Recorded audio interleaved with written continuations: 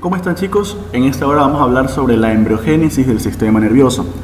Es prácticamente una de las clases principales para introducirnos al estudio de la neuroanatomía y de la neurología como tal. Entre los temas más relevantes que deben ustedes recordar es la neurulación. Vamos a hablar sobre las vesículas primarias. Vamos a hablar sobre las malformaciones principales del sistema nervioso. El sistema nervioso como tal es un sistema que se desarrolla a partir de la tercera semana de gestación. A partir de la tercera semana de gestación, lo que conocemos como placa principal, que vendría a ser el ectodermo embrionario, el mesodermo embrionario y el endodermo embrionario, esta se va a invaginar, específicamente el ectodermo embrionario.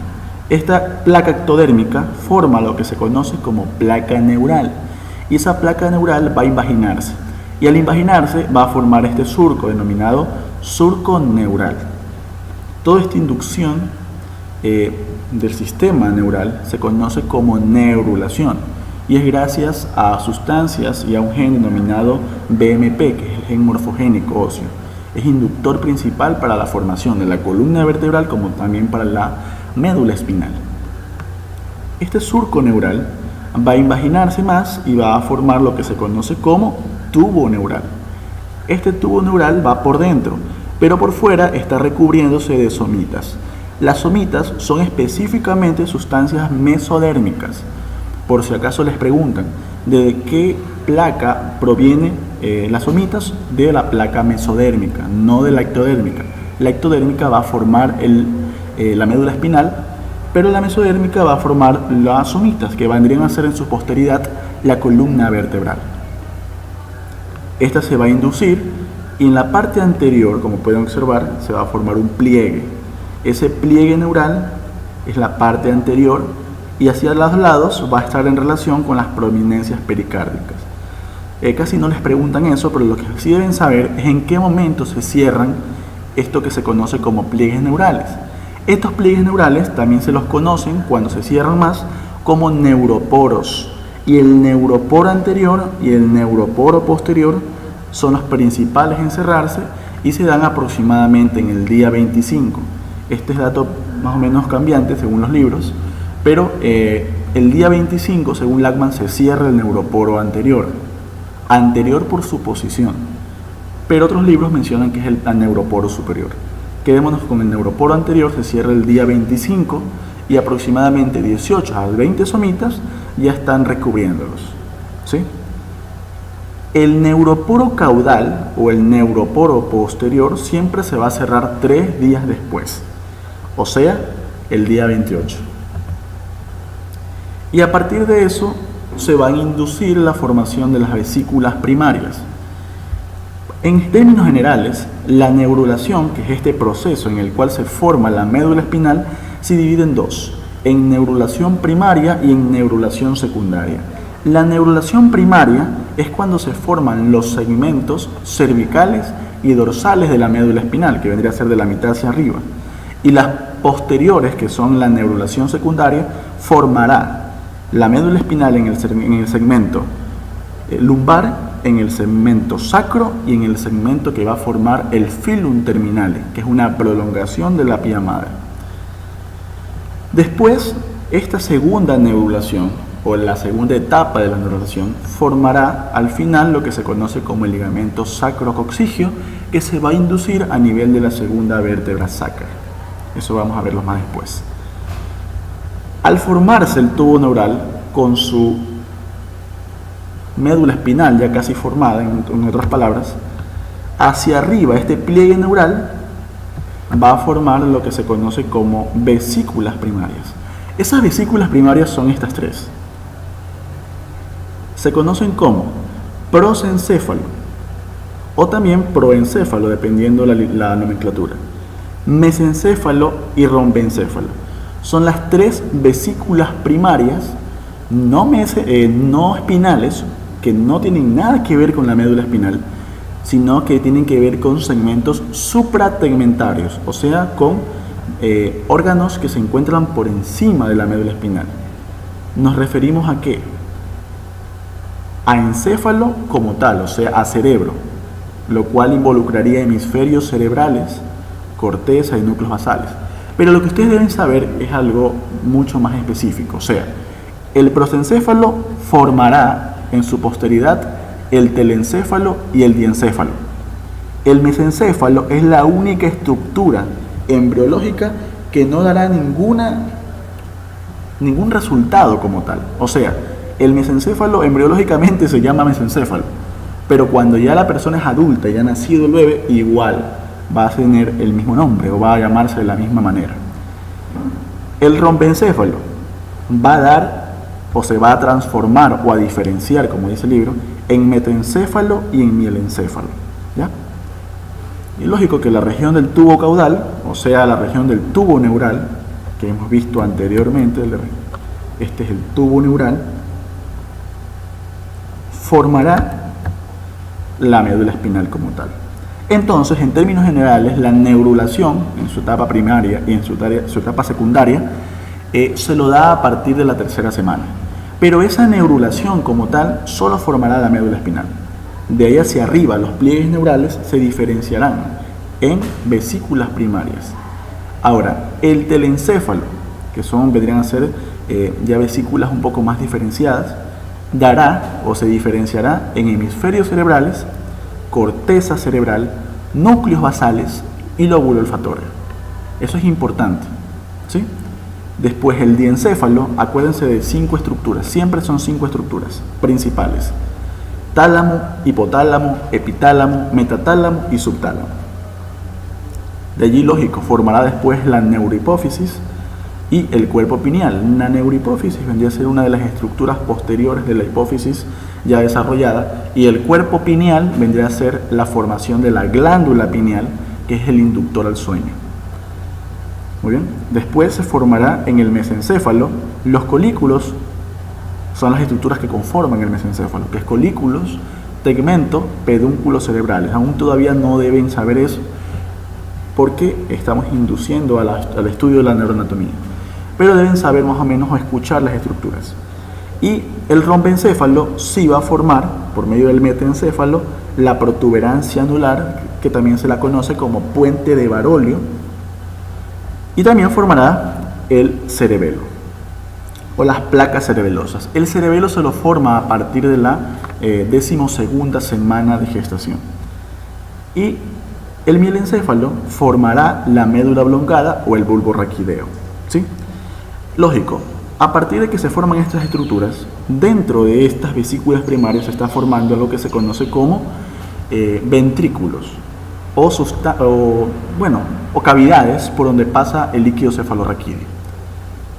Los ventrículos, ya después vamos a ver el sistema ventricular, se va formando a partir de que estas sustancias, en este momento sustancias, pero en la posteridad órganos, van a coger solidez y van a formar estructuras. Muy bien.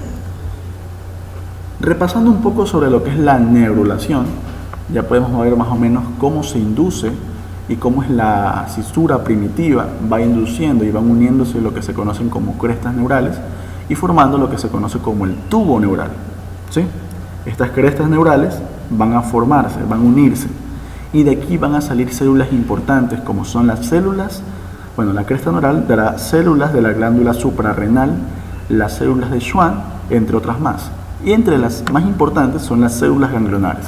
Si a ustedes les preguntan cuáles son las células que nacen a partir de la cresta neural, las más importantes que ustedes deben por lo menos entender y saber, chicos, es que son las células de la glándula suprarrenal, las células de los ganglios, ciertos ganglios, y las células de las células de Schwann, que son las más comunes, ¿sí?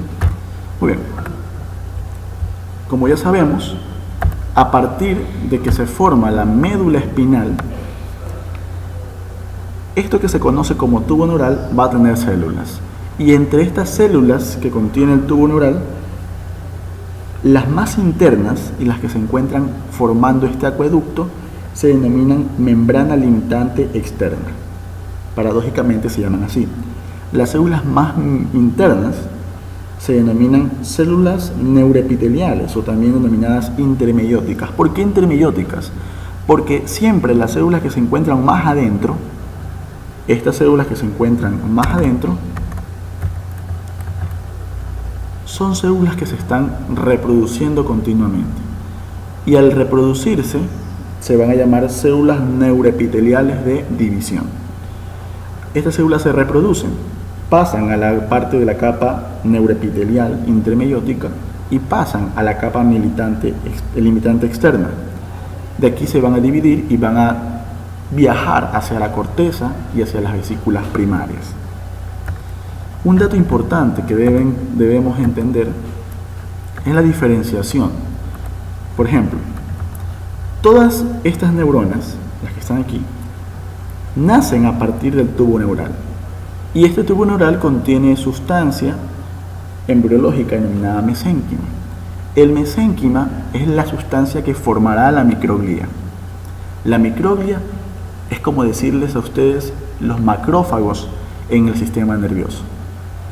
El tubo neural, como tal, en sus células limitantes externas, neuroepiteliales intermeióticas y células neuroepiteliales, que son las que se encuentran más abajo, las de división, van a formar lo que se conocen como neuroblastos.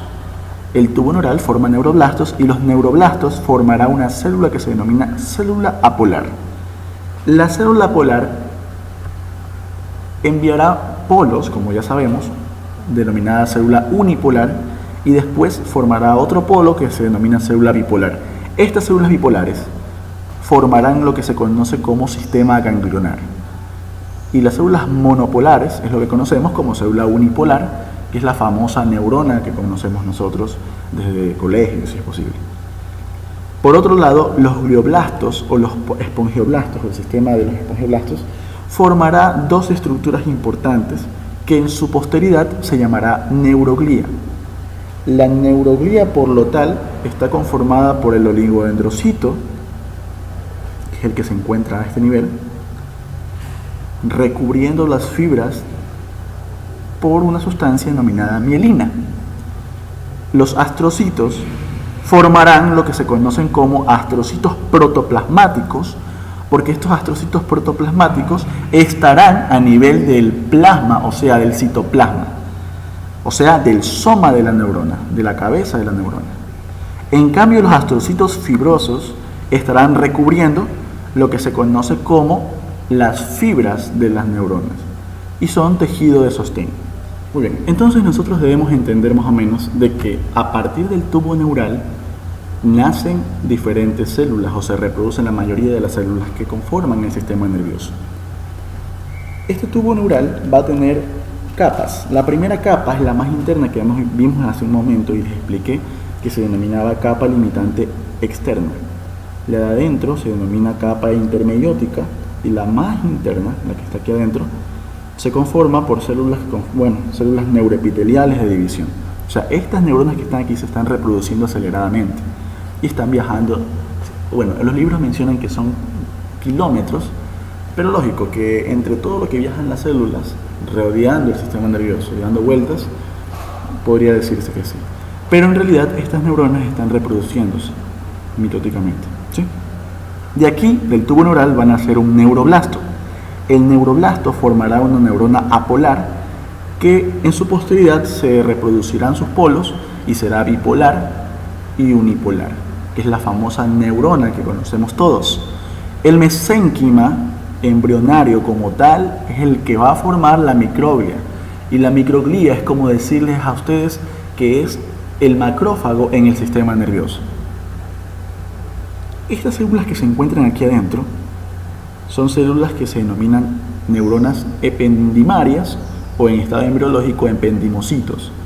Esas neuronas ependimarias se encargarán de transportar líquido cefalorraquídeo. El tubo neural, por medio del glioblasto, formarán los oligodendroblastos. Los glioblastos, al momento que forman los oligodendroblastos, estos oligodendroblastos se encargarán de la mielinización del sistema nervioso central. El astrocito que se forma en el sistema nervioso es dado por los astroblastos y se diferenciarán como protoplasmáticos o fibrosos. Los protoplasmáticos serán tejido de sostén entre el soma neuronal, o sea, se encuentran mandando sus podocitos hacia los somas neuronales, que se encuentran en la sustancia gris. Y los astrocitos fibrosos son prolongaciones que llegarán hacia las neuronas que se encuentran en la sustancia blanca. Por eso adquieren el color blanco. Es por la mielina y es por este tejido de sostén, que son los astrocitos fibrosos que se encuentran entre las fibras que viajan por la sustancia blanca.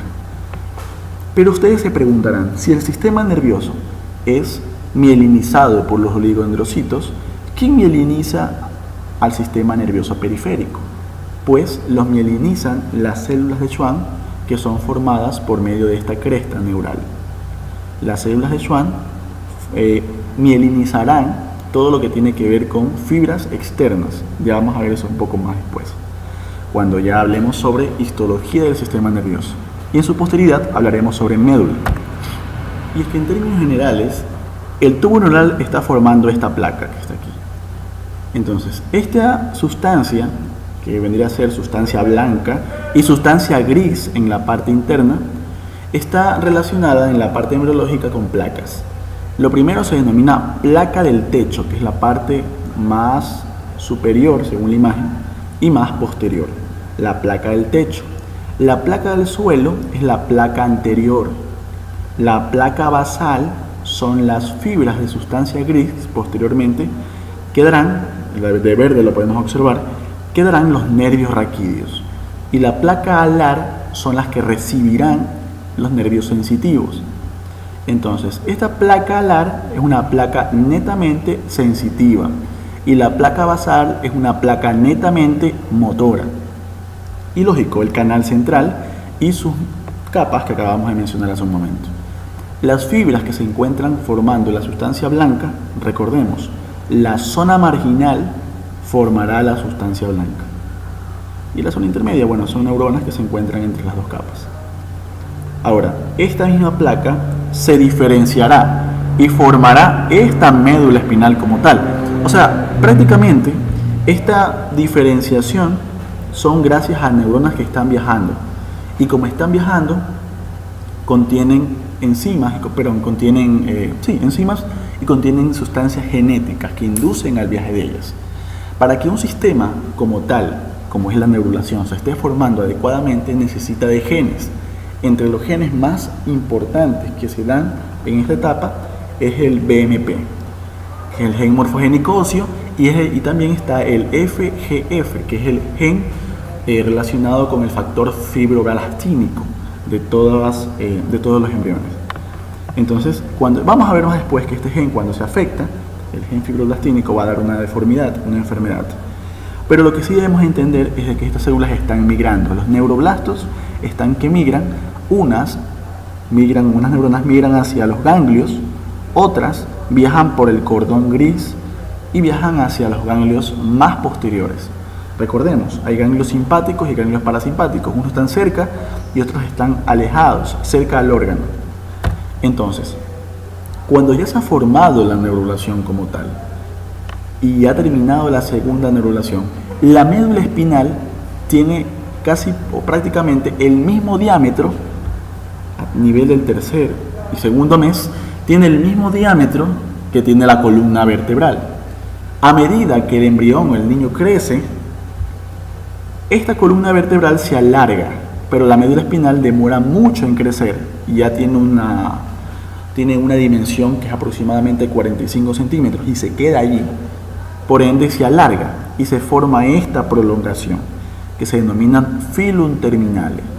Este filum terminale, que dicen muchos libros que es una prolongación de la pía madre, es introducido entre lo que se conoce como dura madre. Y esta dura madre lo envolverá y se insertará a nivel de la segunda vértebra coxígea. Esto de aquí ya no se llama filum terminale, ya se llama ligamento sacroiliaco sacrocoxígeo. Los nervios, que lógicamente salen cada segmento por su respectivo agujero raquídeo a nivel del segundo y tercer mes, como ven que se va alargando, buscan su respectivo agujero y se va a formar estas fibras que van descendiendo, que se conocen como cauda equina o cola de caballo.